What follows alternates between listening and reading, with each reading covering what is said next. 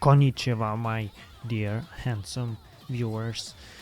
Attack here from Desktop PC is not a laptop. Welcome to my video. Today we will be discussing what should you buy, RDNA 2 or 3080 Ti.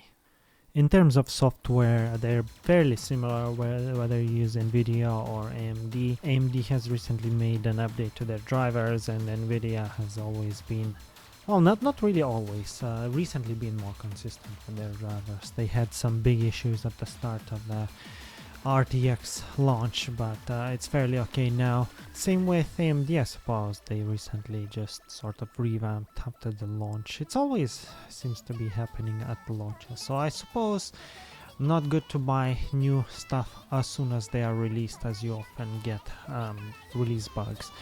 But I mean, that's what you get as being early adopter, right?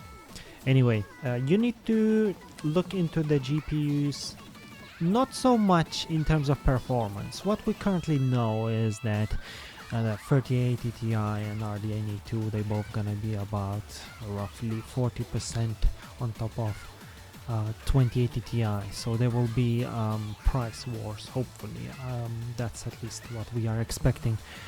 But I would say you should focus more on ray tracing side, because we know now that the next gen consoles will be having ray tracing, and a lot of new games will be having ray tracing, and eventually we will have games that only do ray tracing and not do standard rasterization. So imagine you buy fairly high-end GPU now, and then eventually you will lag heavily in the game, just because, you know, you don't have any kind of ray tracing built into your card. So yeah, if you're buying a GPU, you probably want to keep it for quite a few years in the future, so make sure you have that bit covered.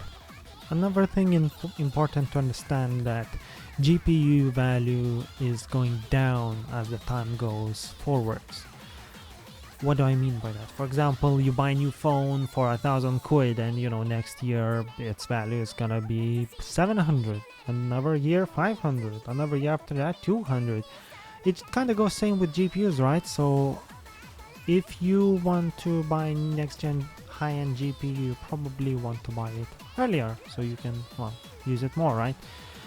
But besides being early adopter, you kinda need to look into the fact that, let's say this year we have RDNA 2, and then next year we have NVIDIA's high-end GPU 3080 Ti. Like, it's not worth waiting, if you know what I'm talking about. You kinda want to buy whichever comes earlier in that sense, but then you need to kinda know whether or not ray tracing is good enough. So when they release a new GPU, whichever it's gonna be, we kinda expecting both of them coming towards the end of this year, but with the current world affairs situation, who knows really? I mean, they will at least do a paper launch, I would imagine.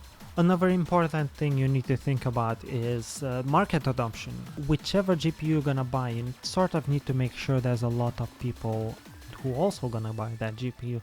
That's simply because if there is more people complaining when there is an issue, the issue will get fixed, right? So generally, because of that reason, you probably should have bought NVIDIA in the past, but times are changing. 5700 XT purchased so many times, and there you go, you can see that they're fixing their drivers and doing all sort of things for it, just because it sold so many, right? So there you go. It's a really important thing, and whichever GPU you're gonna buy, just make sure it's popular and make sure that cooling is good. That's another thing that you need to keep in mind. There's no point buying a GPU and then it's gonna like break on you as soon as the warranty ends, right? So make sure there's good VRM cooling, good memory cooling, besides just main core cooling, because that's very important, right? Of course, you could think about how quiet the card is, but also keep in mind that you can always adjust the fine curves yourself. Though me personally, I'm not a big fan of adjusting anything, because if I have to change fan curves, I probably have to keep the software on, right? So now another thing you need to keep in mind, that if you buy a really bulky card, you're gonna have like a sort of sagging in your in your PC. That is just not good, right? You could damage your PCIe slot, you could damage your GPU's, connections or whatever. Because keep in mind, when the GPU has fan curve up, when you're, let's say, gaming or something, it's all, rumming in your PC and kind of vibrating. Anything can happen, so you don't really want too heavy cards, so that's something to keep in mind. Like, I would rather buy a slightly less clocked high-end GPU rather than highly clocked, like the benchmark breaking GPU, who is just fat and big and just looks ugly sagging your PCIe slot. So there you go, that's something that I will think is a consideration when you're buying a new GPU.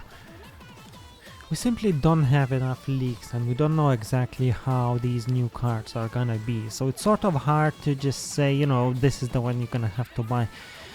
Do not be afraid to buy either company's GPU, they both gonna be great, I'm sure. So if you ask me which card I think you will be buying, my guess would be Nvidia's again, and that's simply because they already had some experience with ray tracing in terms of real-time ray tracing in games specifically, and they even had some sort of team working on games to add ray tracing, which doesn't seem to be pushing too many games out. However, that experience is valuable, I think. They both gonna perform great and they both gonna be good, so it's really up to you which GPU you want to buy. So I don't think there's a clear winner for now. I might buy one as well, we'll see. Because even this recording that you're looking at, my GPU, which is 1080 Ti, is sort of not quite good enough. It's at 100% utilization doing this. I was having some stutters recording this, so there you go. Upgrade's important, right? At least if you do some fancy stuff. Anyway, thanks for watching. Make sure to share this video, and I'll see you on the next one. Bye bye. Potato, potato, potato, potato, potato, potato, potato, potato, potato, potato.